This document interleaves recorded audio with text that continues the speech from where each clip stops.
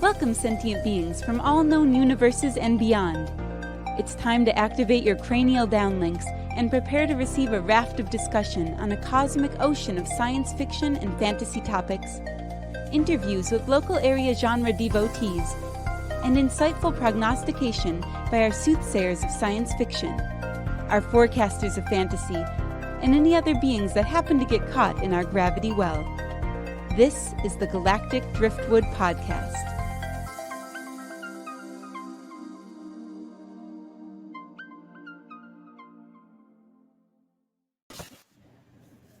Hello, and welcome to this episode of the Galactic Driftwood Podcast. I'm Bill.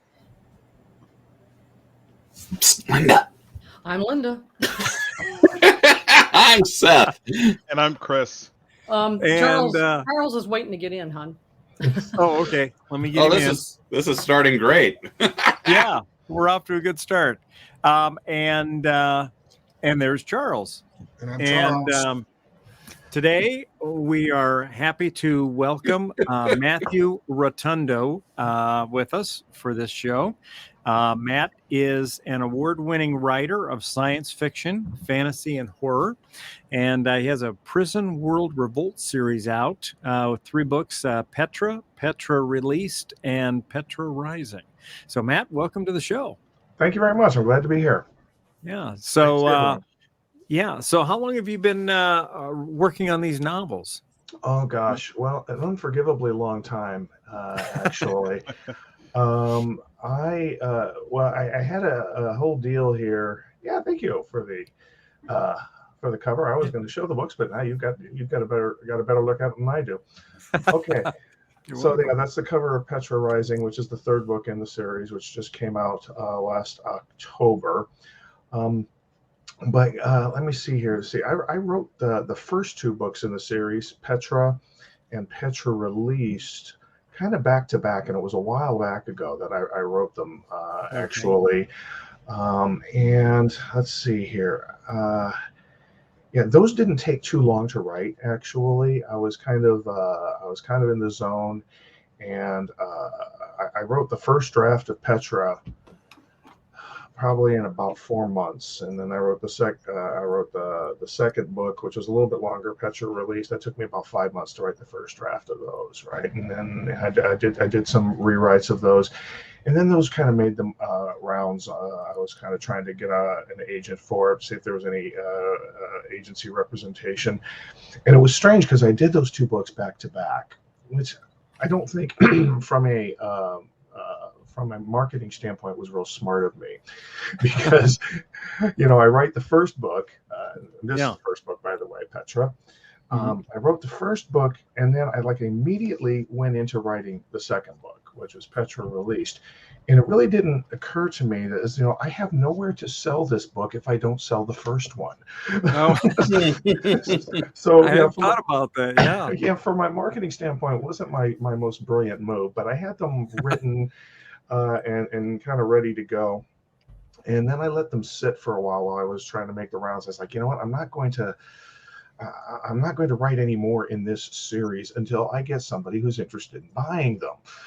So, right. Or somebody who's interested in representing them. So I let them sit for a while, and they made the rounds, and I got some interest from agents and some interest from publishers, but nothing ever quite panned out. And then I met a friend of mine by the name of Annie Belay, who is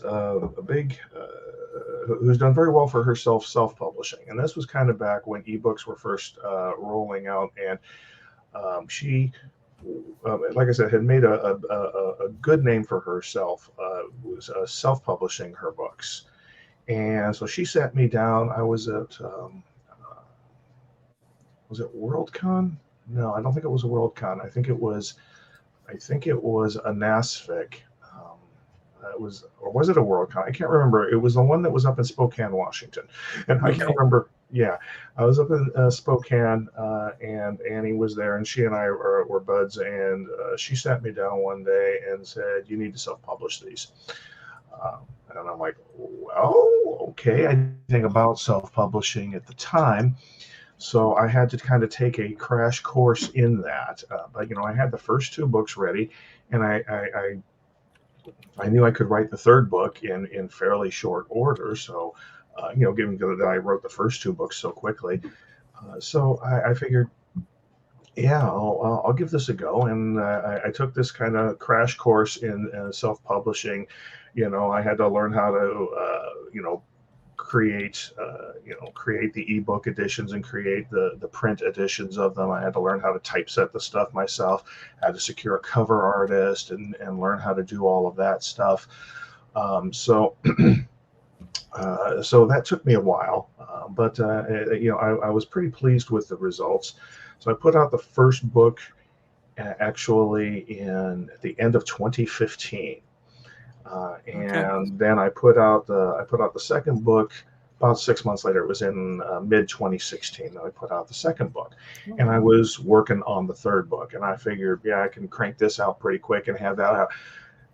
As I said, the third book came out in October of last year, so there was a bit of a gap. Yeah, bit of a like 5 or 6 year gap. The third book took an unforgivably long time to put out, and due to various reasons there. But I finally. Was it hard to get back into the series and pick up where you'd left off? A little bit, yeah, it was. After that much time, I was. It was a little bit hard to get back into it, and also I kind of had to reread both books. And I had to make a bunch of notes, with like kind of things that I had established in the first couple of books, so I didn't lose track of that. I don't know how George R.R. Martin does this stuff. But I had a hard time. These are not like particularly long novels, right? They're not like Bible length like the George R.R. Martin books, right? But I had to remember things, and it was kind of hilarious. Like I was in the middle of rereading the second book. Okay. And I come to this point where this character first appears on stage, and I'm like, who the hell is this guy? I don't remember him. And then I was like, oh, okay, I vaguely remember him now. It's like, I don't know. It's like looking through my high school yearbook or something. Yeah. So it was really important for me to do that reread of both of those books to kind of avoid some continuity errors. And then even doing that, I still made a couple of continuity errors when I was writing the third book. As a matter of fact, they got published with those continuity errors. I didn't notice them until I was reading the third book aloud to my wife. Okay, because she likes it when I read to her aloud. Sure. So I was reading it, and I was like, oh wait, that's not right. And so I started putting all of these little post-it notes. I actually have a copy of the book back over there, where I've got all of these little post-it notes sticking out of the book, like where I found like all these little. I don't know how many readers would actually pick up on them, but I noticed them. Right. Right. One of them was the one that made me the most angry. Was I changed the color of a ship. Oh no! It was supposed to be white, and I turned it to black. I was like, no, it's a white ship. So I had to. The great thing about self-publishing, though, is I could go in there and make those changes. Nice. I went there and changed them. So the ebook's now corrected. The print edition's now corrected. Anybody who has already read the third book, those continuity errors are kind of already in there. And so, sorry. So they've got kind of a limited edition. They do have a limited edition. So it could be worth tens of dollars someday. Nice.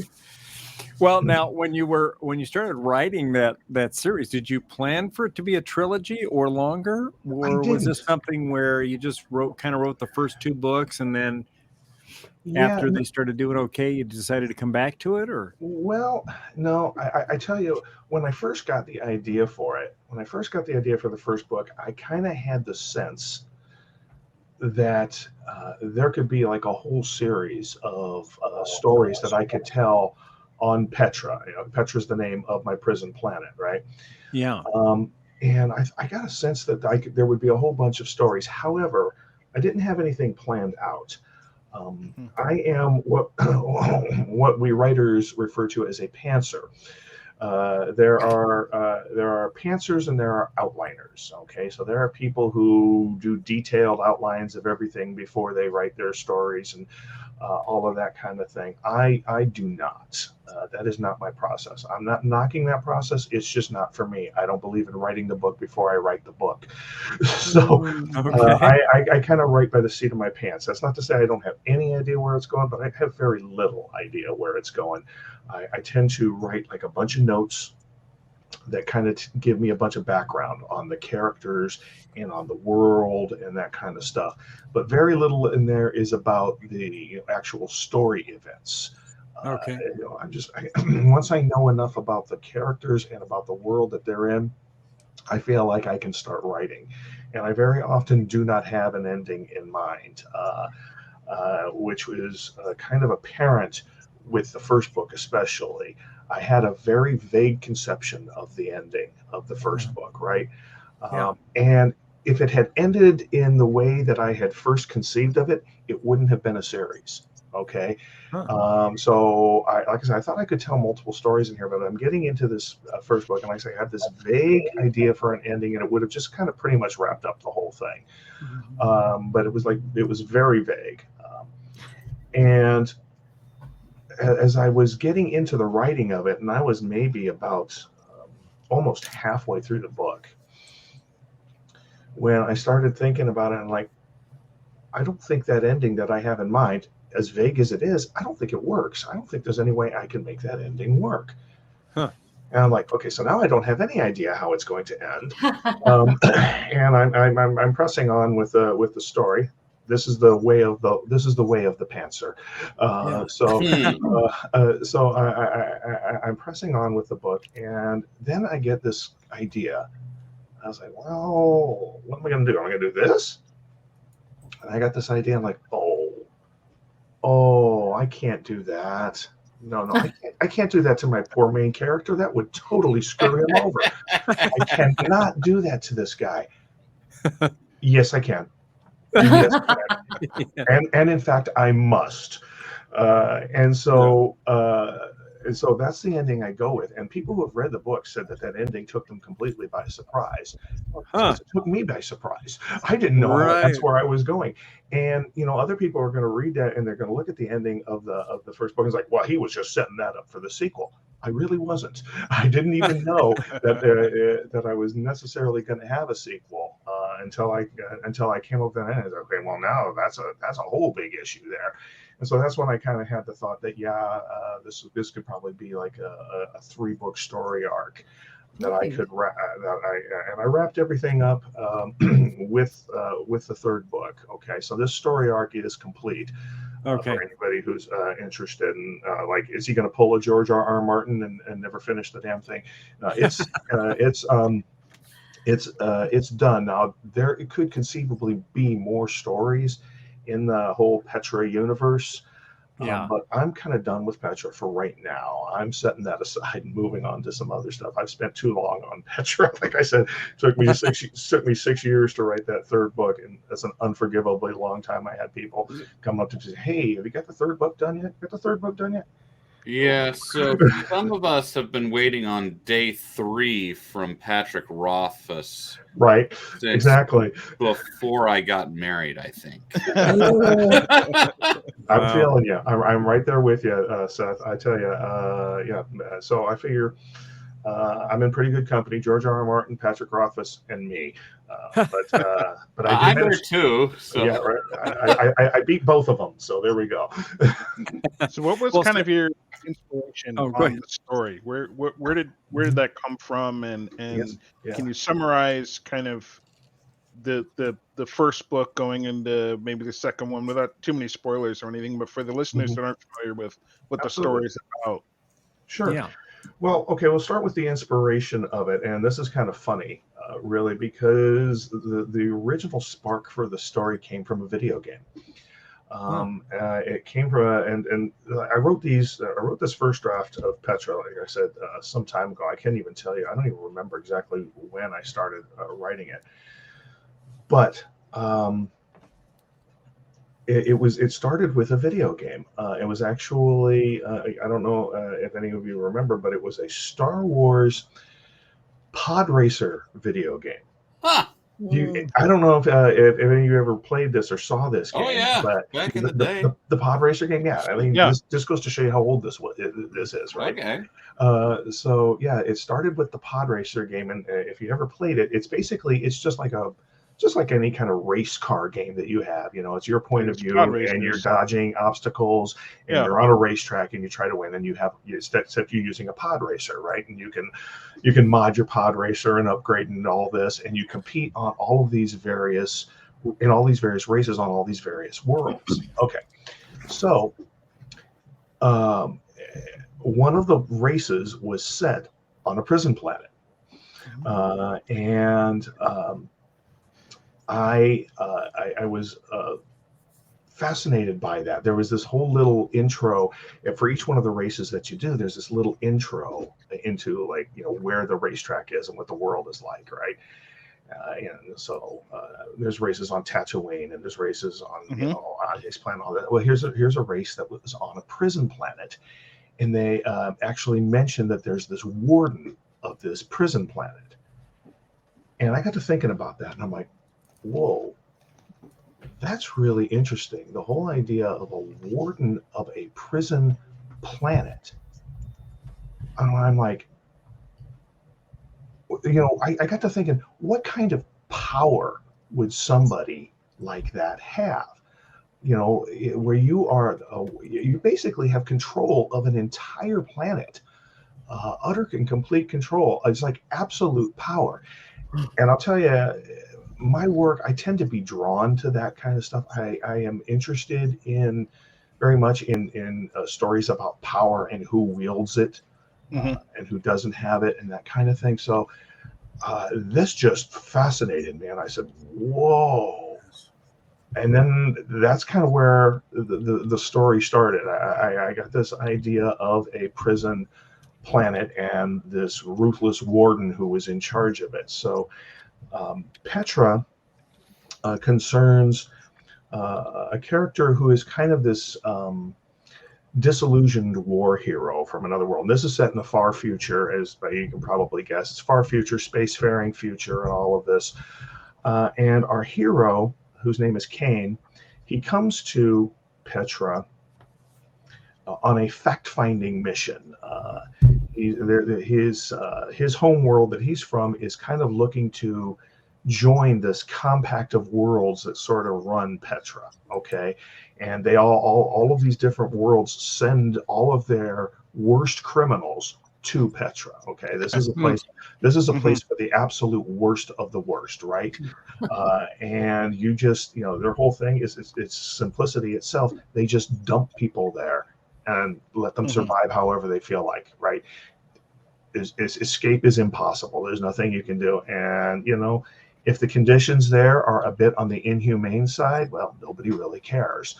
But we have this guy, Kane, who comes to Petra on a fact-finding mission and gets caught up in an escape attempt. So there is a group of inmates who have a mission, and they actually are in possession of some dark secrets that Petra is hiding. Petra is a place where there are many dark secrets being hidden, and these inmates are staging a daring escape attempt, and Kane gets swept up in all of that, and laughs ensue. No, I'm kidding. It's really not all that funny. Yeah, I was gonna say I've actually read the book, and I don't remember it being that funny. No. Like, you mentioned, how could I do this to my main character? Yeah. At the end of the book, and I'm like, yeah, I don't remember him being all that happy. No, he was pretty badly screwed by the end of the first book. So, and so then the series continues with the aftermath of of all the events of the first book. So the second book kind of takes you into the events that happened about 6 months after the first book, and then the third book. I guess it's appropriate that there was a big gap between the second and third books, because chronologically in the storyline in the books there's a 10-year gap. So book 3 kind of picks up the action 10 years after the end of the second book. So I suppose it's kind of appropriate, but believe me, I was not planned that way. That's a very interesting inspiration to the story. Back the Pod Racer was like 99, 2000, or N64, I think. I do remember that. And that was a fun game. It was a blast. I loved that game. Yeah. Well, like I like talking with authors about what like inspired their story, because a lot of times it's weird little things like that, whatever catches your eye or your fancy. I've got a story that I wrote that was inspired by the Evil Overlord list. If you're familiar with that. Yes, I am absolutely familiar with the Evil Overlord list. And I've got a funny story about the Evil Overlord list too. But go ahead, Seth. Yeah. And the other thing that inspired it was, what if the Evil Overlord was the good boss? And I started writing a scene on that, and then it's an epic fantasy that I can't sell. So, funny story about the Evil Overlord list. When that first came out, I read it. I loved it. My ventilation ducts will be too small to crawl through might be my favorite. I had that. I loved it so much that I actually printed it out and I kind of posted it on the outside wall of my cubicle at work, because it's just the kind of guy I am. Yeah. Well, somebody saw that and was a little freaked out by it, because some of the stuff on that list is like, okay, shooting is not too good for my enemies. Okay. That's one of the things on the Evil Overlord list. I will kill their child as well, because they'll come back and murder me later. So all these kinds of things are on there. So that actually got reported to HR. So I seriously, I come into work one day and my list is gone. I was like, where'd my list go? And then I, like a couple days later, I ran into a guy from HR who I knew well. And he says, "Oh, I have some documents for you." I'm like, "What?" And then he hands me the list. He's like, "Yeah, somebody complained about this." I'm like, he's like, "I found it funny." He's like, "I wasn't in trouble or anything, but don't put it up." And I was like, whatever. So there we go. Yes, the Evil Overlord list. I loved it dearly. I had a similar experience with HR at work. We used to we used to do a rather extravagant Halloween celebration every year. And one year, I decided to send out, had the IT guys create a email account for the Grim Reaper. And the Grim Reaper would send out email messages to get people excited about the upcoming Halloween celebration. But I figured, knowing the smart asses that I work with, there would be a lot of people replying to the emails. So I set up a automatic response to anybody that sent an email to it. And the response was something like, "Thank you for reaching out to me. Unfortunately, I'm unable to take your or respond to your email right now, as I'm out eviscerating corpses," or some such thing. Right? Oh no! And it was this kind of thing, and that was all great. Worked out great within the office until our corporate HR up in Minneapolis sent out an email blast to the company. Oh no! and they got this response from the Grim Reaper about being out eviscerating corpses, and that went to the vice president of HR, and then up and on, and then all of a sudden I get a call from our president wanting to talk to me. Well done. Well done. Yes. Love it. Yes. Bill, this is the third time this week. Yeah, I know. I called him. He's like, Bill.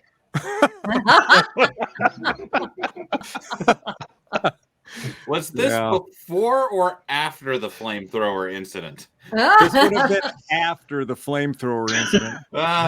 Time with the flamethrowers. Oh my God. Yeah, I had a flamethrower incident for another Halloween party at work.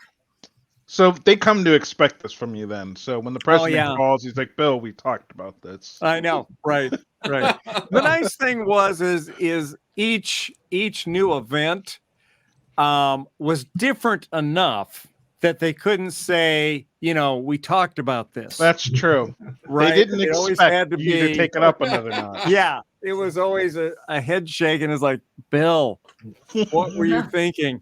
I tell you, it's funny you should mention Halloween costumes, because we have in the past been pretty big. I mean, Halloween is like one of my all-time favorite things. Hey, with me, it's me winning Writers of the Future.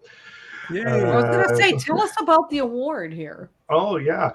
Well, that's a Writers of the Future award. That's actually this great big heavy pointy lucite block thing. Yeah, heavy enough to brain someone should I be so inclined. It's actually sitting right up there. But yeah, that's the Writers of the Future award. So I don't know who all is familiar with the Writers of the Future contest. Seth is. Okay, yeah, if you're pretty much any aspiring science fiction fantasy writer is familiar with the contest. So yeah, you can it's a great opportunity for amateur authors. You turn your stuff in, you turn in a story. It's blind judged by a panel of some pretty well-established authors in the field. We're talking like some big names in the field who judge these contests. Tim Powers is in there, and Scott Card was in there. I don't know if he's still in there. A lot of big name authors. Robert Sawyer is in there. I think Kevin Anderson is. I don't know if he's still associated with them or not. But anyway, there's a large stable of authors who handle the Writers of the Future thing. Yeah, and so I used to joke that I had done everything except win that contest. I turned in several stories for it, and I'd gotten like an honorable mention, and then I was a semi-finalist. So I was a quarterfinalist, I was a semi-finalist, and then I was a finalist one time, which was really exciting. I was a finalist, but I didn't win. And then finally, after years, I ended up taking first place in my quarter. So that's what those pictures were from the award ceremony, because they flew us out to Hollywood for a week. And there was a week-long writing workshop, which was a lot of fun, and then it was capped off at the end with the awards ceremony and all that. So that was a blast. Cool. It was a really great thing. Nice. So, what was your Halloween story then? Sorry. Sorry. Yeah. No, it's just that you mentioned costumes and you mentioned flamethrowers. Well, yeah. my wife is a very artistic and very crafty person. So she's the genius behind all of our Halloween costumes. Any of our Halloween costumes that we do, she makes, and she just whips this stuff up out of like scrap materials that are lying around or whatever. Well, one time she got the idea. She was making what ended up being a chest burster, an alien chest burster. Oh yeah. To go with it, what put it in my mind is you mentioned the flamethrower, because she also kind of mocked up a flamethrower where she was Ripley and I was, not Ash. John Hurt's character. John Hurt's character, whose name I think was Kane.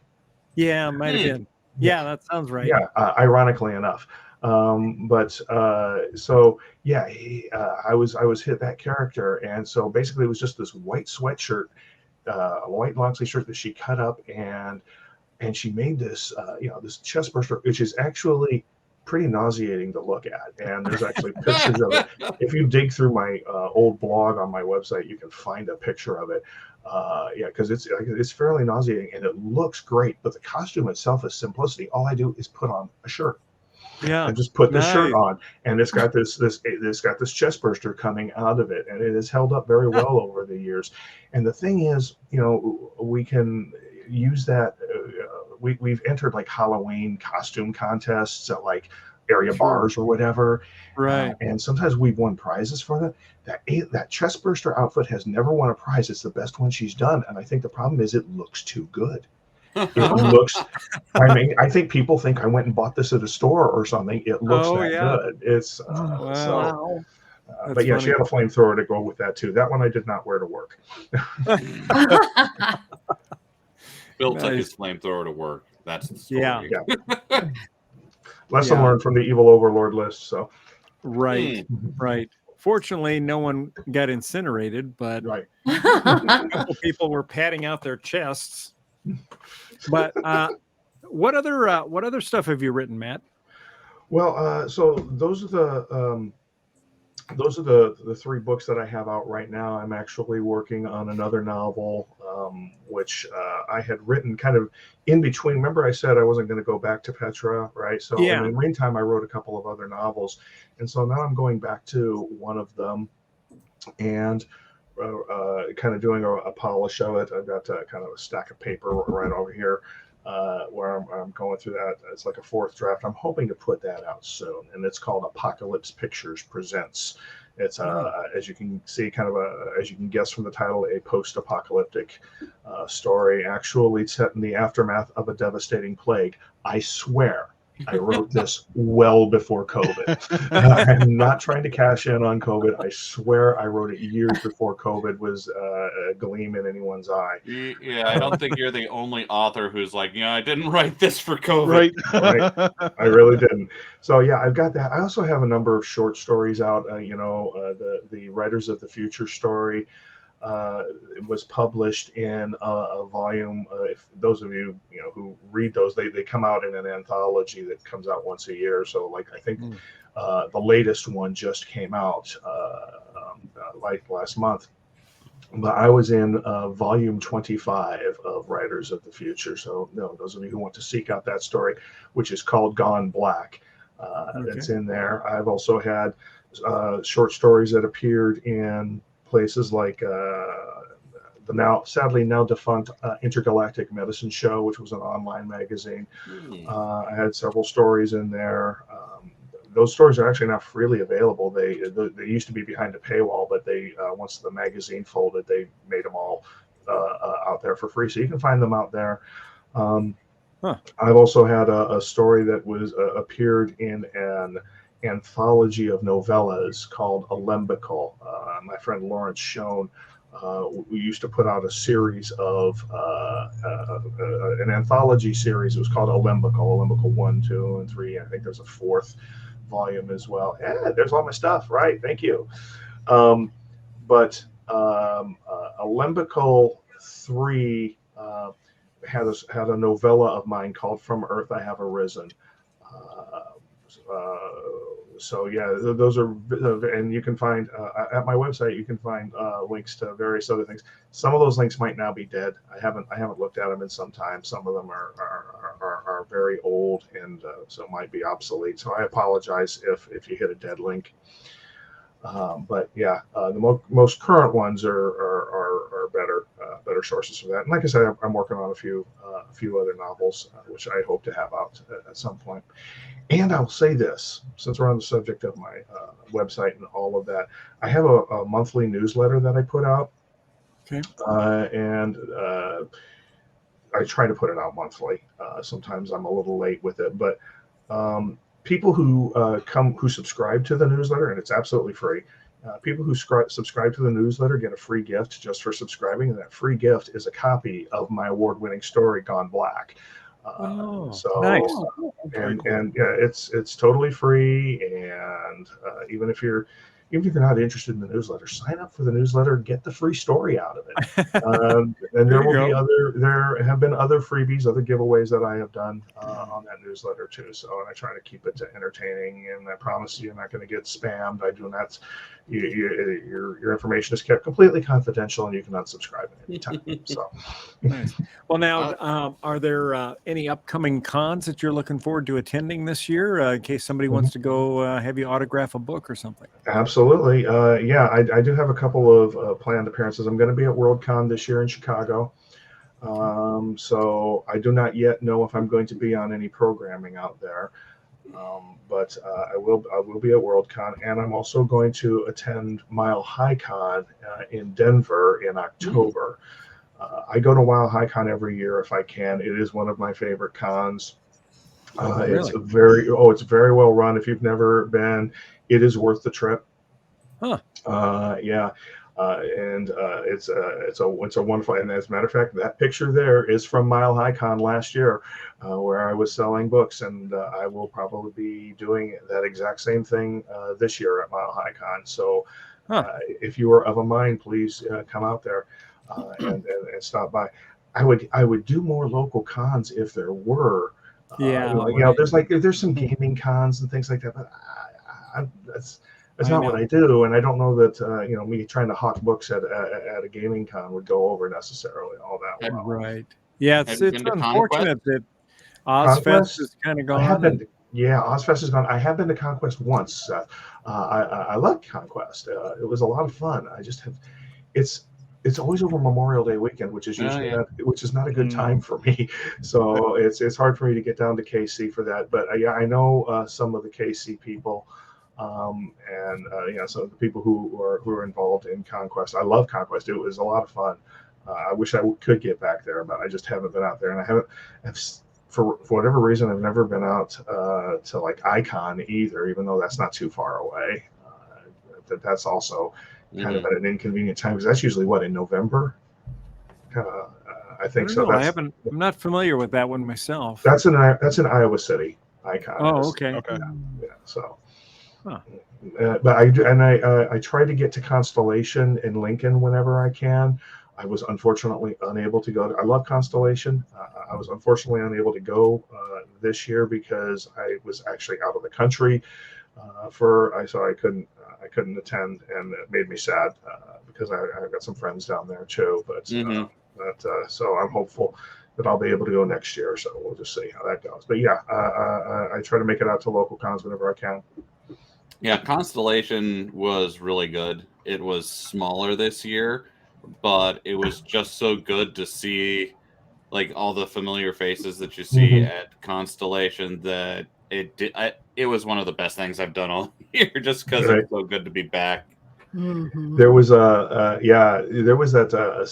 you had one of the stills you had put up earlier had me on a panel that was at WorldCon in DC last year, and we're wearing all of those goofy looking masks because they were very conscientious about not becoming a super spreader event and all of that. So, and it has been my experience, for those of you who do have that concern, it's been my experience that the cons I go to are very serious about this. You generally cannot attend if you can't show proof of vaccination. You've got to be masked the entire time you're there, and all that. So they do a pretty good job for those of you who might be still leery about going out to cons in COVID times. So there we go. There was me doing a reading at WorldCon, and I had my mask on kind of wrong. I couldn't quite get the hang of those masks. The whole idea is that they're clear so that people can see your mouth move. But yeah, I was doing a reading. That was funny. That particular reading that I did there, I did a reading from Petra, and I was sharing a reading slot with Martha Wells. Okay, and Martha Wells did very well for herself at WorldCon. She won a couple of Hugos at WorldCon. So I'm sharing. It's me, and I'm nobody knows who I am, right? And I'm sharing a reading slot with Martha Wells, and so the reading just fills, right? It's like standing room only. I was like, I know these people aren't here to see me. These people are all here to see Martha, and and then Martha she said, "Do you mind if I go first?" I was like, "No, go ahead, go first." I really wanted to go first because I knew as soon as she was done, like the room was going to empty out. Yeah. Didn't want to follow that. Yeah. No, right. But, what was funny is that actually there was a lot of people who stayed, maybe about half the room stuck around. And I have a thing when I do readings at conventions or what have you, I have this thing where I'm not above bribery. I will bribe you with treats. I always bring treats to my readings. I've heard that. Yeah. So, I am not above that. So yeah, come for a treat, stay for a tale. That's my motto. Or it would be if I had a motto. Anyway, so I managed to bribe some people into staying, and it was hilarious because after that reading, I was having people come up to me for days saying, "You did a great job in your reading." As no one's ever done that before. It's like, thanks, I appreciate it. But I try to make my readings fun, and some authors, I don't know if you ever go to readings at conventions. Some authors are kind of they'll just read the text, and they won't attempt to dramatize it or anything. I try to do that. So I try to, I'll do different voices and I try to dramatize it a bit. And I'm a shameless ham. I love doing readings, particularly for that reason. So come to a reading of mine if you like, because they're fun. Sounds good. Since you've said several times that you read your own books out loud, and you kind of dramatize them. I'm great at talking. Since you do that, are you planning to do an audio version of? And maybe read your own books. I would love to do audio versions of the Petra books. I don't know if I would do it myself. I think I could do the reading part of it just fine. I just don't know that I have the equipment for it. And I also have a couple of friends of mine who do this kind of thing or are looking to do more kind of voice work. And so they've expressed, I have had a couple of friends express an interest in doing the audio presentation for me. And so someday when I have the time to actually kind of sit down and work all that out, yes, I would love to get audio presentations. I keep promising this and it keeps not happening, but someday I do plan to. I don't know if it'll be me reading, but I do plan to release some audio editions. Nice. And we're coming up to like 45 minutes, but I also wanted to just ask, as an author, how has the self-publishing experience treated you? Or are you still looking to get are you like, I'm gonna self-publish all my stuff now, or if I got an agent and a deal, it's there and never looking back? If I got an agent and a deal, I would take it. Self-publishing, there are some rewarding things about it, but I also I've learned that I'm kind of an object lesson in what not to do when it comes to publicity. So that I haven't quite mastered yet. There's some great things that self-publishing will do for you. I mean, the tools are available that you can put out a quality looking product. It used to be that self-publishing was the kiss of death. If you self-published your book in the publishing world, and this was, we're talking many years ago here, that was just the mark of a complete and total amateur. You were a total loser if you self-published stuff. But a lot of it was because the self-published stuff looked homemade. It just did. It didn't look professional. And of course you couldn't get it in books. You couldn't get self-published stuff in bookstores anywhere. Okay. Well, with on the advent of ebooks and just with Amazon and the internet in general, it is now easy for my books to sell worldwide, right? It's easy. You still can't get these in bookstores, but you can get them online easily. You can get them anywhere in the world. So that you solve the whole distribution problem there. And like I said, the tools are out there, they're available, so you can put out a quality looking product, but it's a great deal of work. And if I were to get an agent and a book deal, there's those people, yes, they take a cut of the money. They take a big cut of the money, but it's because they're doing the work that you don't do. and that leaves you with time to, leaves you time to actually write your own books rather than, worrying about the cover art and the typesetting and marketing and all of that, which is very, very time consuming. And so, those people earn their money, and I'd be happy to let them have a cut if they were interested. All right. Well, great. Well, Matt, thank you for joining us today. It's been very informative and educational. I'm looking forward to picking up your books and getting into the trilogy myself. So awesome. I hope you enjoy them. Thanks very much for having me, guys. Sorry if I went on too long or oh no, you're fine. Too long, because I do go on. We usually run for 30 to 45 minutes anyway, just depending upon how much we got to talk about. So not a problem at all. And just before we close out, Matt, is there anything you want to direct people to? Yeah, I'd be happy to direct people to my website, which was on the crawl earlier. It's Matthew S. Rotundo, just all run together, MatthewSRotundo.com. That's kind of the central hub. You can find a link if you want to friend me on Facebook. You can find a link for that on my website. You can subscribe to the newsletter, as I mentioned there, and you can see links to all of my published work and places to buy the Petra books if you'd like. They're all available out there. You can read a little bit more about me, and like I said, subscribe to the newsletter because it's fun. Sounds good. Excellent. All right. Well, thank you very much. And we'll look forward. I think you're going to join us for our next show here. We're going to be talking about the Multiverse of Madness movie that's out, and also a little bit of what we're hoping to see or maybe expecting to see in the season 4 of Stranger Things. So I'd be happy to talk about both of those things. So thank you very much. All right. Well, you're welcome. We'll look forward to seeing you here in a little bit. And see you all you folks later. Thanks for tuning in, and we'll see you next time. Bye-bye. All right. Bye. Bye.